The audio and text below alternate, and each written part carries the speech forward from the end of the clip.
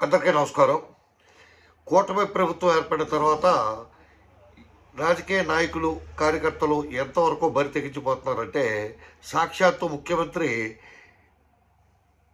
Belt షాపులు పెడితే belt తీయవలసి వస్తుందని చెప్పి కార్యకర్తల్ని, ఆ పార్టీ నాయకుల్ని అందరినీ బయట పెట్టవలసిన పరిస్థితి వస్తుంది. అదేవిధంగా లిక్కర్ శాండ్కి సంబంధించి ఎవరు కూడా ఇసుకలో జోక్యం చేసుకోవద్దు. జోక్యం చేసుకుంటే ఊరుకునే ప్రసక్తే లేదు. అదే సందర్భంలో ప్రజలు కూడా తిరగబడుతుంటే నా పేరు చెప్పండి, మీ గేర్ మార్చండి, 2 సెకండ్లో ఉన్న గేరు 4థ్లోకి వెళ్ళండి అంటే ఏంటంటే మీరు వాళ్ళని ఎదిరించండి, ఢీకొనండి, దౌర్జన్యం చేయండి అన్న విధంగా ఆయన చెప్పుకోవాల్సిన పరిస్థితి వస్తుంది.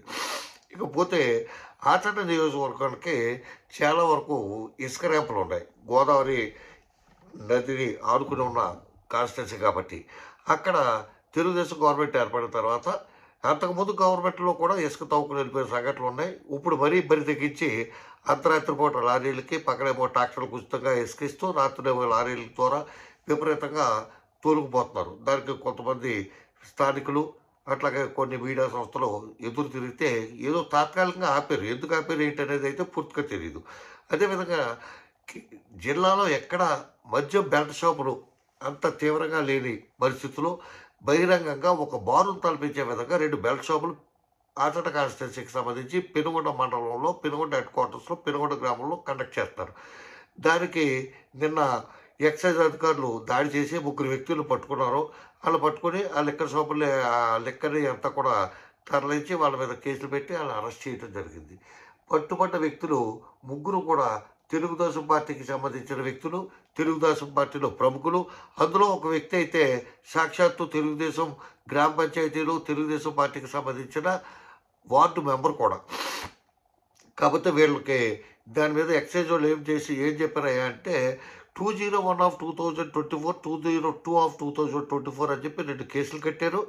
ఆ కేసుల్లో ముద్దాయిల కింద చూపించిన వ్యక్తులు ఎవరంటే గుత్తుల సాంబశివరావు, సన్ ఆఫ్ సత్యనారాయణ అనేటైనా, ఈయన క్యాష్ సెట్టిబల్జ పెనుగొండ గ్రామానికి చెందిన వ్యక్తి.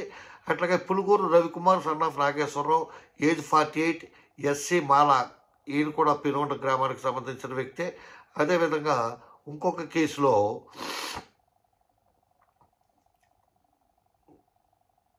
గుబ్బల సూర్యనారాయణ, సన్ ఆఫ్ సహదేవుడు, ఈయన క్యాష్ సెట్టిబల్జీ, ఈయన కూడా పెనుగొండ గ్రామానికి సంబంధించిన వ్యక్తే.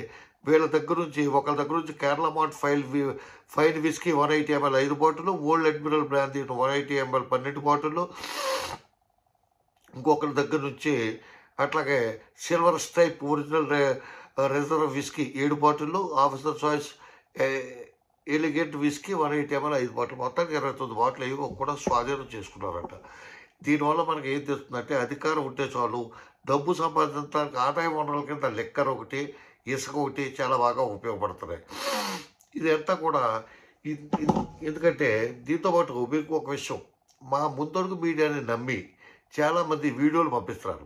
వీళ్ళు ఇక్కడ షాపు నిర్వర్తిస్తున్నారో నిర్వర్తించట్లేదు అని చెప్పి రేపు పొద్దున ఏదో కోర్టులో వాదించుకుంటారో ఏదో చెప్పుకుంటారు. కానీ మీకు ఒక వీడియో చూడండి, ఈ చిన్న క్లిప్ చూడండి.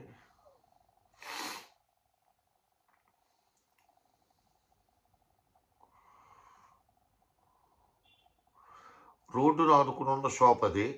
కిల్లీ కొట్టు ఎదుర పాన్ షాప్ కింద పెట్టారు. లోపల 4-5 రూములు కట్టి ఆ రూముల్లో సిట్టింగ్ పెట్టి మద్యం అమ్ముతున్నారు. ఆ అమ్మే వ్యక్తి తెలుగుదేశం పార్టీకి సంబంధించిన వార్డు మెంబర్ అంటే అతనే. అట్లాగే మిగతా నిర్వాహకులు ఇద్దరు కూడా తెలుగుదేశం పార్టీకి సంబంధించిన వారే.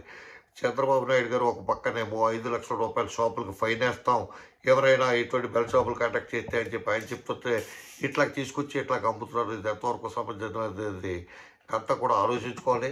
అదే సందర్భంలో ఈ ఇసుక మాఫియాని, లిక్కర్ మాఫియాని కట్టడి చేయకపోతే గ్రామాలే కాదు మొత్తం దేశాన్నే నాశనం చేసే పరిస్థితికి వీళ్ళు వచ్చేస్తారని చెప్పి తెలియజేస్తూ, ఈ బెల్ట్ షాపుల సంస్కృతి తీసేస్తే పూర్తిగా తొలగించాలి. లేకపోతే ఇచ్చేస్తే పల్లెటూరులో ఏదో ఒక పర్టికులర్ లైసెన్స్ ఫీజు వసూలు చేసి ఒక బెల్ట్ షాప్ కింద ఇచ్చేస్తామైనా మంచిది. కానీ ఇట్లాగ రోడ్డు పక్కన సోడా షాపుల్లోని, కిల్లీ షాపుల్లోని పెడతాం వల్ల చాలామంది లేడీస్కి, ఆ పరిసర ప్రాంత ప్రజలకి చాలా ఇబ్బందులు కలుగుతున్నాయి అని చెప్పి తెలియజేస్తూ, దీనికి మళ్ళీ వైఎస్ఆర్ గవర్నమెంట్కి కానీ లేకపోతే జగన్మోహన్ రెడ్డి గారి అనుచరుల మీద కానీ తోసేయకుండా దొరికిన వాళ్ళు ప్రత్యేకించి